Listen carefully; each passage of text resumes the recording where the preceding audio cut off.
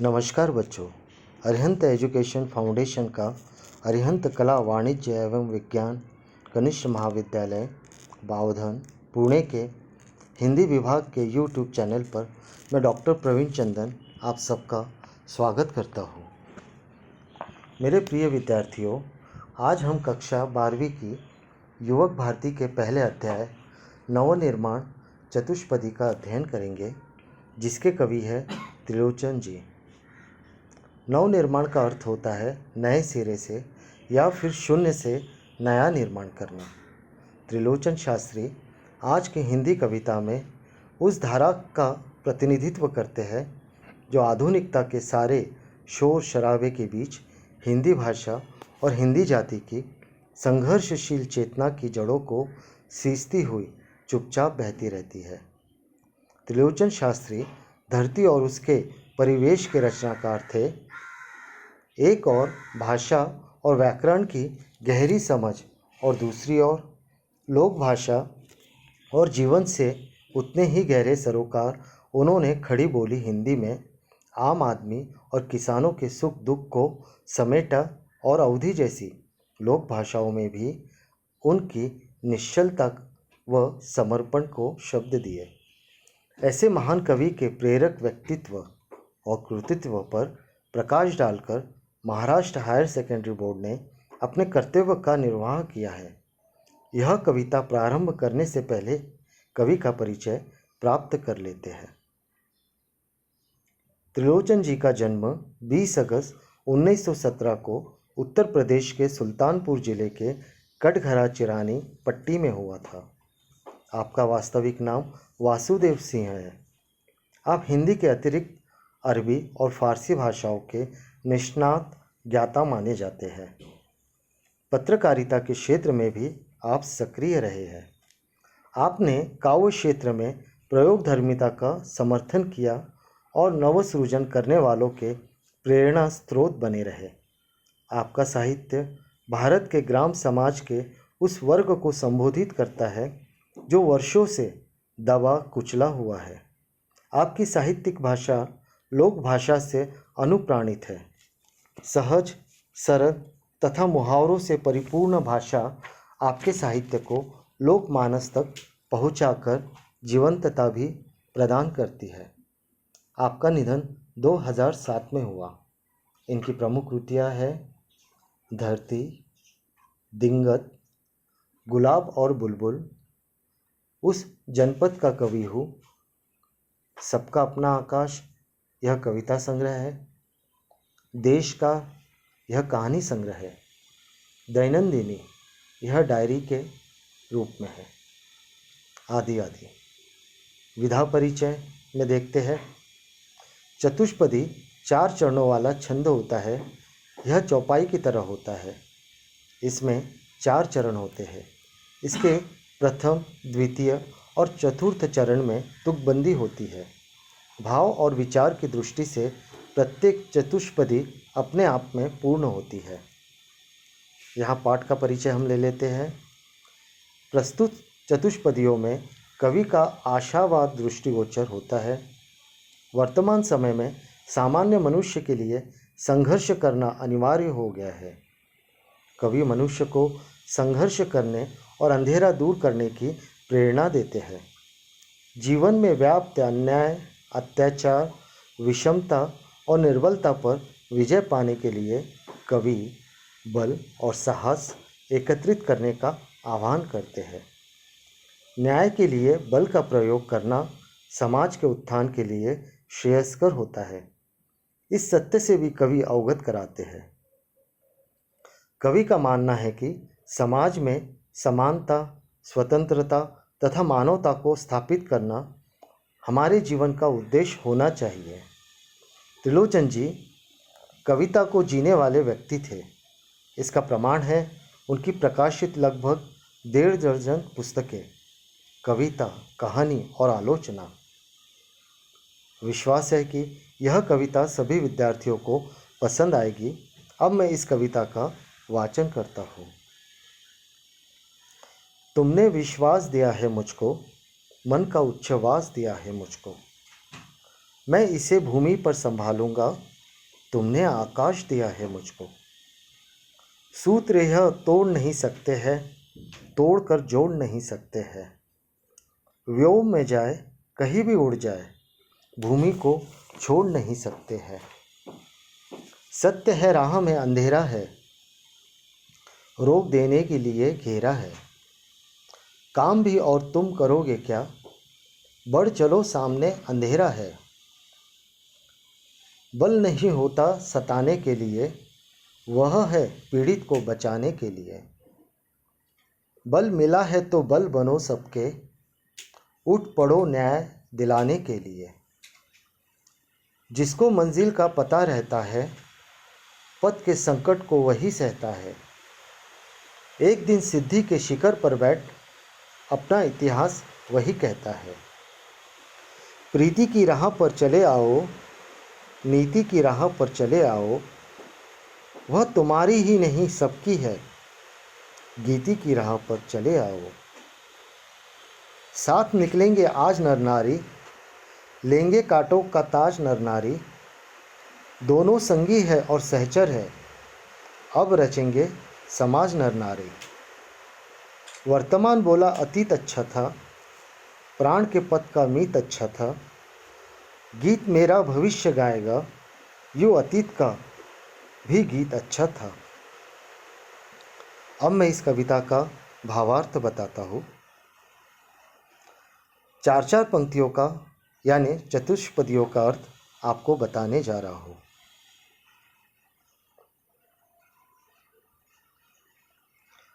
तुमने विश्वास दिया है मुझको, मन का उच्छ्वास दिया है मुझको। मैं इसे भूमि पर संभालूंगा, तुमने आकाश दिया है मुझको। तुमने विश्वास दिया है मुझको, मन का उच्छ्वास दिया है मुझको। मैं इसे भूमि पर संभालूंगा, तुमने आकाश दिया है मुझको। कवि त्रिलोचन जी वसुंधरा माता यानी धरती माता को संबोधित करते हुए अपनी भावों और विचारों को व्यक्त करते हुए कहते हैं कि हे धरती माँ, जिस विश्वास और भरोसे के साथ मुझे यह जो जीवन दिया है और जिस कारण मैं अपना जीवन जीने में समर्थ हो पाया हूँ, अब मैं इसे इस धरा पर सुरक्षित संभाल कर रखने में समर्थ हो पाया हूँ। मैं जीवन को व्यर्थ नहीं जाने दूंगा। आज मैं जिस खुले आसमान में गहरी सांसें ले पा रहा हूँ, आज़ादी से जीने का अधिकार मिला है, इसका मैं सदुपयोग करूँगा। इस जीवन को सफल और सार्थक बनाने में सदैव ही प्रयत्नशील रहूँगा और प्रयासरत भी रहूँगा। हे वसुंधरा माँ, आपने मुझे यह खुला आसमान दिया है।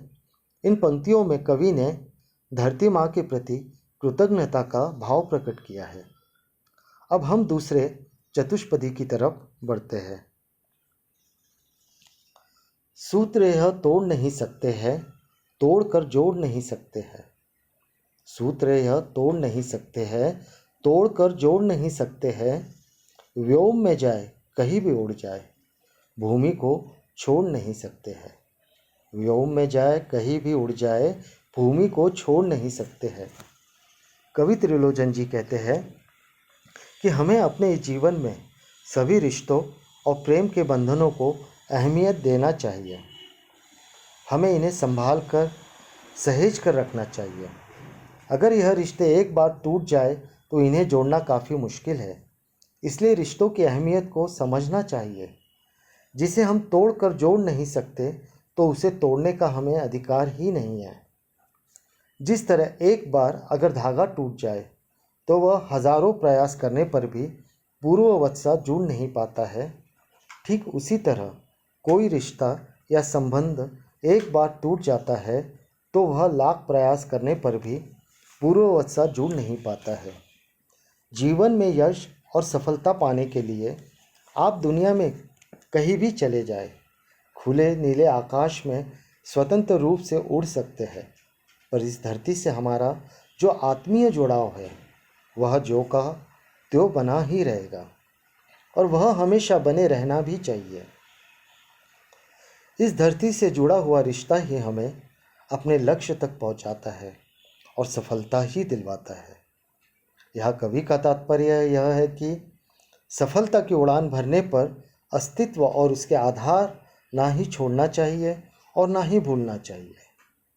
हमारे मन में मातृभूमि के प्रति जो प्रेम और जुड़ाव है उसे हमेशा जीवंत बनाए रखना चाहिए।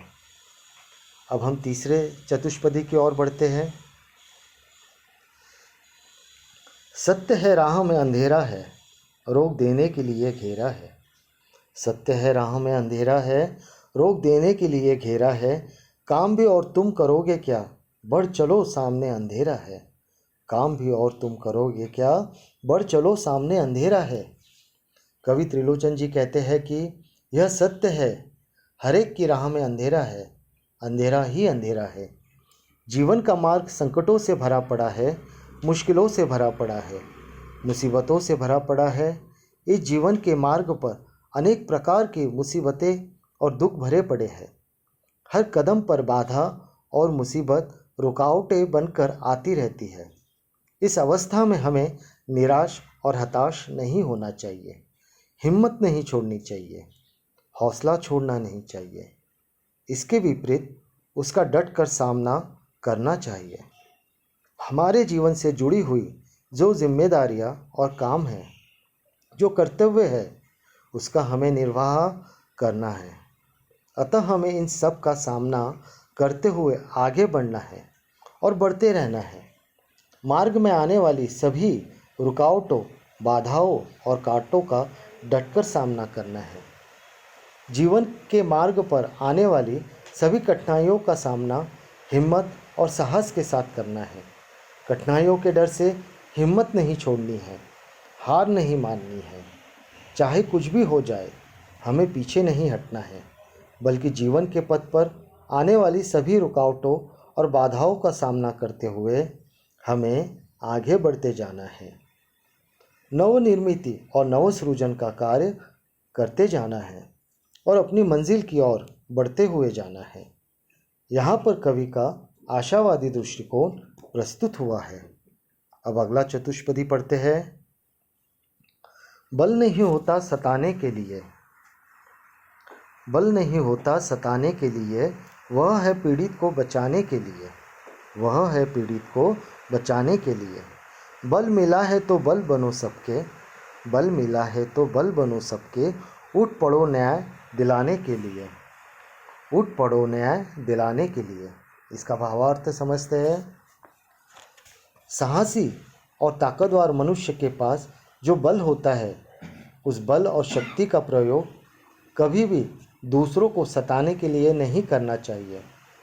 उसे जो बल या शक्ति मिली होती है, उसने उसका प्रयोग किसी को सताने के लिए नहीं करना चाहिए, बल्कि दूसरों की पीड़ा और दुखों को दूर करने के लिए इस्तेमाल करना चाहिए।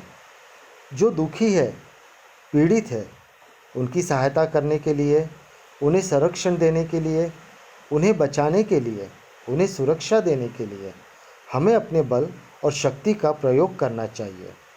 कवि कहते हैं कि जो सामर्थ्यवान है, जिन्हें बल मिला है, जो शक्तिशाली है, जो ताकतवर है, उन्हें असहाय, निर्बलों और कमज़ोर लोगों की सहायता करनी चाहिए, उन्हें उनका सहारा बनना चाहिए।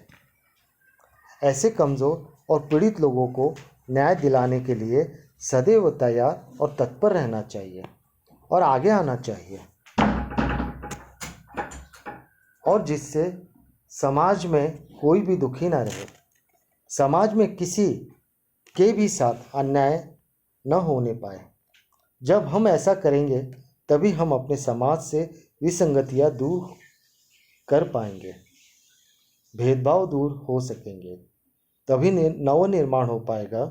यहाँ पर कवि का समाजवादी समानता का दृष्टिकोण प्रकट हुआ है। अब हम अगले चतुष्पदी की ओर बढ़ते हैं। जिसको मंजिल का पता रहता है, जिसको मंजिल का पता रहता है, पथ के संकट को वही सहता है, पथ के संकट को वही सहता है। एक दिन सिद्धि के शिखर पर बैठ, एक दिन सिद्धि के शिखर पर बैठ, अपना इतिहास वही कहता है, अपना इतिहास वही कहता है। कवि त्रिलोचन जी कहते हैं कि जिस मनुष्य को अपने जीवन के उद्देश्य का पता होता है, जिसे अपने लक्ष्य का पूरा ज्ञान होता है, वह इंसान अपनी मंजिल और लक्ष्य पर पहुंचने के लिए सदैव प्रयासरत रहता है। वह जीवन की राह में आने वाली सभी कठिनाइयों, संकटों और मुसीबतों का डटकर सामना करता है। संघर्ष करते करते वह अपने लक्ष्य मंजिल तक पहुंच ही जाता है और एक दिन सफलता के शिखर पर विराजमान हो जाता है। ऐसे संघर्ष करने वाले साहसी व्यक्ति की उपलब्धियों को इतिहास में बताया जाता है। उनका वर्णन, गौरव और परिचय इतिहास में मिलता है। ऐसे लोग इतिहास में स्थान पाते हैं, वह दूसरों के लिए मिसाल बन जाते हैं। आने वाली पीढ़ियाँ उन्हीं का आदर्श सामने रखकर अपनी कोशिशों में लग जाती है। अब हम अगली चतुष्पदी को पढ़ते हैं। प्रीति की राह पर चले आओ, प्रीति की राह पर चले आओ, नीति की राह पर चले आओ, नीति की राह पर चले आओ। वह तुम्हारी ही नहीं सबकी है, वह तुम्हारी ही नहीं सबकी है। गीति की राह पर चले आओ, गीति की राह पर चले आओ। इस चतुष्पदी में त्रिलोचन जी कहना चाहते हैं कि इंसान ने हमेशा प्रेम, सत्य और नैतिकता की राह पर चलना चाहिए। इंसान ने एक दूसरे से सभी भेदभाव और अहंकार को भुलाकर प्रेम के मार्ग पर साथ साथ चलना चाहिए और उसी के साथ नेकी कर अच्छाई के रास्ते पर चलना चाहिए। यह हम सभी का अधिकार है और हम सब ने साथ मिलकर चलना चाहिए और आपस में प्रेम के रिश्तों को मधुर बनाकर चलने में अनोखा सुख और आनंद है। और इसी आनंद और सुख को पाने के लिए कवि प्रीत की राह चलने के लिए हमें बता रहे हैं, हमें मिलजुल कर जीने के लिए कह रहे हैं और इसी में मानव की, हम सब की खुशी है। इसी में राष्ट्र और समाज की भी खुशी है। यह संदेश हमें इस चतुष्पदी से प्राप्त होता है। अब आगे बढ़ते हैं। साथ निकलेंगे आज नर नारी, साथ निकलेंगे आज नर नारी, लेंगे कांटों का ताज नर नारी, लेंगे कांटों का ताज नर नारी। दोनों संगी है और सहचर है, दोनों संगी है और सहचर है। अब रचेंगे समाज नर नारी, अब रचेंगे समाज नर नारी। यह त्रिलोचन जी कहते हैं, इस आधुनिक युग में चारों तरफ परिवर्तन हो चुका है। हमारे समाज में भी काफ़ी परिवर्तन आ चुका है। प्राचीन कुरीतियाँ, प्रथाएं, कुंठित मानसिकताएं, उसमें काफ़ी हद तक सुधार हो चुका है और समाज में रहने वाले लोगों में काफ़ी बदलाव आ चुका है। अब स्त्रियों को भी पुरुष के समान अधिकार प्राप्त हो चुके हैं। आज वह पुरुषों के साथ कंधे से कंधा मिलाकर चल रही है। कार्य के हर क्षेत्र में वह पुरुषों के साथ काम कर रही है। पुरुषों के साथ संघर्ष करते हुए कांटों का ताज भी वह धारण करने लगी है। अर्थात कई विषम परिस्थितियों में भी वह पुरुषों के साथ साथ है। हर कार्य में दोनों का योगदान है। दोनों मिलकर कठिन से कठिन और विषम परिस्थितियों का डटकर मुकाबला कर रहे हैं और यह परिवर्तन समाज और राष्ट्र के दृष्टिकोण से बहुत ज़रूरी भी है और यह आज के समय की आवश्यकता भी है। दोनों साथी है, सहचर है और जीवन साथी भी है। साथ में जीवन जीने की कस्में खाई है, जीवन भर जीने का प्रण है और साथ जीवन भर जीने का निर्वाह भी करेंगे। साथ साथ मिलकर इस समाज का नया निर्माण भी करेंगे और यह नर नारी के सहयोग से ही संभव है। और आज के नर नारी अपने उत्तरदायित्व को समझ चुके हैं और वह मिलजुल कर अपने इस उत्तरदायित्व को पूरा कर रहे हैं और मिलजुल कर नए समाज की रचना भी कर रहे हैं। और वह ऐसे समाज का निर्माण करेंगे जहां स्त्री और पुरुष को समान अधिकार होगा। यह समाज के उत्थान हेतु त्रिलोचन जी का समाजवादी दृष्टिकोण दिखाई देता है। अब हम अगले चतुष्पद की तरफ बढ़ते हैं। वर्तमान बोला अतीत अच्छा था, वर्तमान बोला अतीत अच्छा था, प्रण के पद का मीत अच्छा था, प्रण के पद का मीत अच्छा था। गीत मेरा भविष्य गाएगा, गीत मेरा भविष्य गाएगा, यूँ अतीत का भी गीत अच्छा था, यूँ अतीत का भी गीत अच्छा था। यहाँ कवि कहते हैं कि जीवन का संघर्ष करते समय मनुष्य को हमेशा यही विचार आता है कि हमारे पूर्वजों का ही जीवन अच्छा था, उन्हीं का जीवन यापन अच्छा था। वह सीधा साधा जीवन यापन करते थे, ज़रूरतें भी कम थे। उनके समय में जीवन में भाग दौड़ भी कम थे, मानसिक शांति बहुत थी। पर आज के समय में मनुष्य का जीवन बहुत संघर्षशील हो गया है। पहले के समय में मानव का मानव के प्रति व्यवहार भी काफ़ी अच्छा था। सभी लोग काफ़ी समझदार और एक दूसरे के प्रति सहयोग की भावना थी। सभी लोग आपस में प्रेम और सामंजस्य से रहते थे। सभी में त्याग और समर्पण की भावना थी। और आज के समय में इन सभी गुणों का अभाव नज़र आता है। आज के समय में मनुष्य का काफ़ी संघर्ष करना पड़ रहा है। फिर भी आज मनुष्य ने काफ़ी ऊंचाइयां प्राप्त कर ली है, सफलता के नए आयाम भी प्राप्त कर लिए हैं। यह भी काफ़ी गौरव की बात है। इन सब बातों का फ़ायदा आने वाली पीढ़ियों को अवश्य होगा। हमें अपने कर्तव्य और जिम्मेदारियों को प्रधानता देकर सम्मान देना चाहिए और हमारे पूर्वजों को भी सम्मान देना चाहिए। त्रिलोचन जी कहते हैं कि उस समय हमारे पूर्वजों का जीवन काफ़ी अच्छा था। वह उस वक्त काफ़ी खुशहाल, सुखी और संपन्न थे। उन सब लोगों ने समाज की प्रगति के लिए काफ़ी संघर्ष और मेहनत की और अपना योगदान दिया। और आज वर्तमान में भी हमारा योगदान उन्हीं के समकक्ष है और हमारी आने वाली पीढ़ी भी हमारे इस योगदान को याद रखेगी। जिस तरह हम अपने पूर्वजों के योगदान को याद करते हैं, ठीक उसी तरह आने वाली पीढ़ी हमारे योगदान को याद कर सराहेगी और हमें याद रखेगी। इस तरह से सभी चतुष्पदियों की व्याख्या समाप्त हो गई है और आशा करता हूँ कि आपको बहुत अच्छे से यह सब कुछ समझ में आ गया होगा। धन्यवाद।